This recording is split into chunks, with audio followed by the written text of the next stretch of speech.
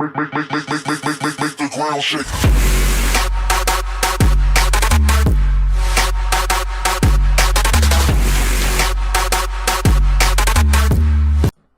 Yo, what is going on, guys? We're playing some NHL 16 today.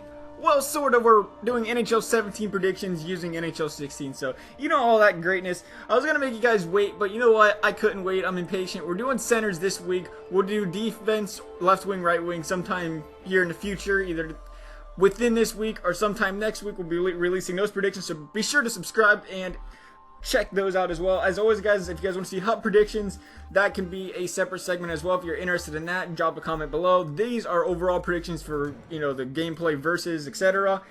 And first thing I want to do is bring up a couple guys that didn't make it. Is give Evgeni Kuznetsov because he was too young. I think for that reason, not going to give an upgrade yet this year. And Ryan Getzlaf because he's not too young. He's 97 years old, and he only had 13 goals this year. Really fell off this year, so I didn't put him in the list either. First guy we got here on the list, though, is another 95-year-old, and that is Jumbo Joe. Bumping him up to bumping up to the top 10 this year. He wasn't on it last year. 19 goals, 63 assists.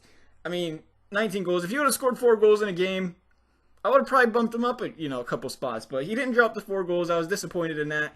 But he did play great this year. He's a point per game player, so it's hard not to put him on the list. I know he's old, but at a point per game player, you got to give him some love at the center position.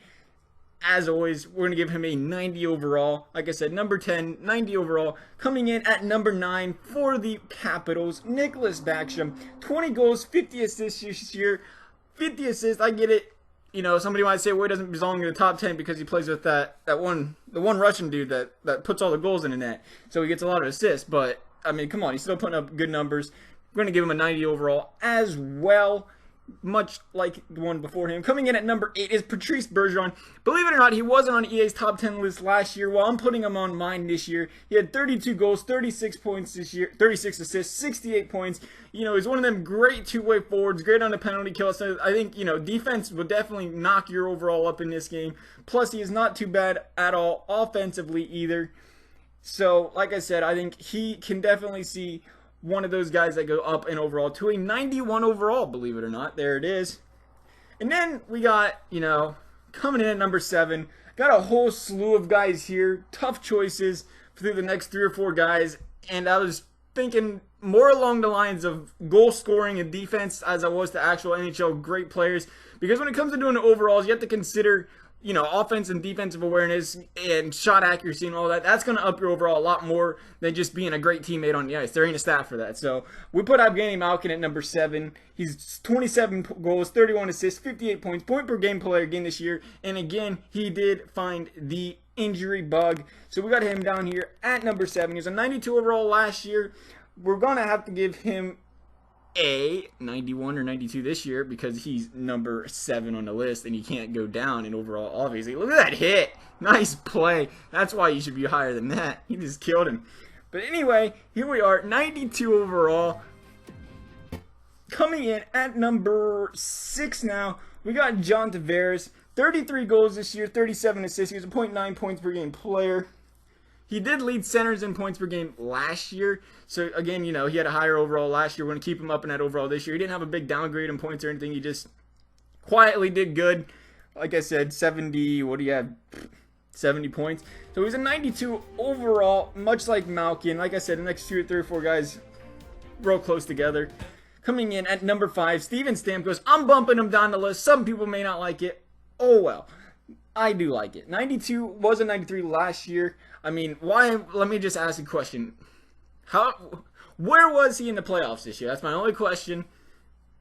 And look how far Tampa Bay got without him. But anyway, he's still a great goal scorer. Don't get me wrong. 33 goals, 37 assists this year. Or wrong guy, 36 goals. That's second for center. 64 points this year in 77 games. Really slacked off in points. Coming in at number 4, it's about time we give him the recognition he deserves, and that's Tyler Seguin. Again, he missed some games due to injury, but he was a point per game player. 33 goals, 40 assists, 72 games played. Over the last 3 years, he has been over a point per game every year. In the league this year, or in the league today, that is really hard to do, and we really need to start recognizing that. He was only the number 10 in the top 10 center list last year for NHL. I'm moving up to number 4, putting him at a 93 overall as well. So coming in now, number 3, another guy we're moving up the list, Kopitar. He's a 92 overall last year.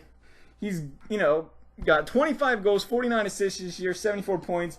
He had that 99 team of the year. I mean, he definitely recognized he has some great defensive abilities. And I think, we've all known that. But I think this year, what separated him from the other guys like Bergeron is he really had a great year offensively for him.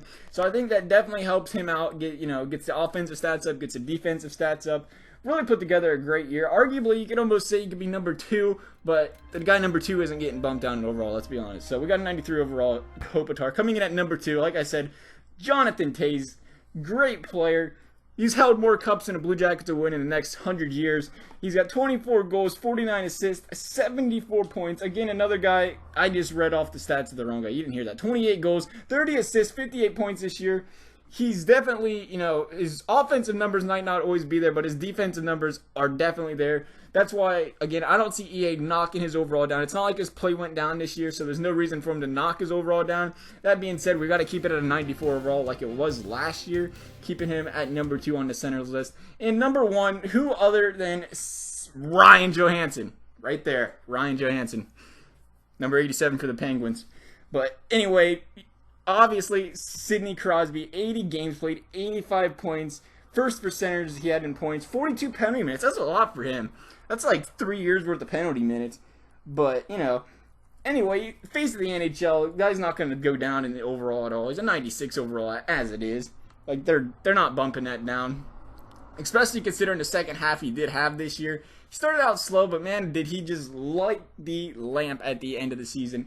Played phenomenal, as he always has. Like I said, you do not get a point per game player like him and then downgrade him. You don't see his overall going down at all. I see it staying about the same as it was last year at a 96, thus keeping him the number 1 center in the game. And as always, guys, this pretty much sums it up for this video. Let me know what you guys think. Drop a comment below. Tell me what you think. As always, we'll have another prediction video soon.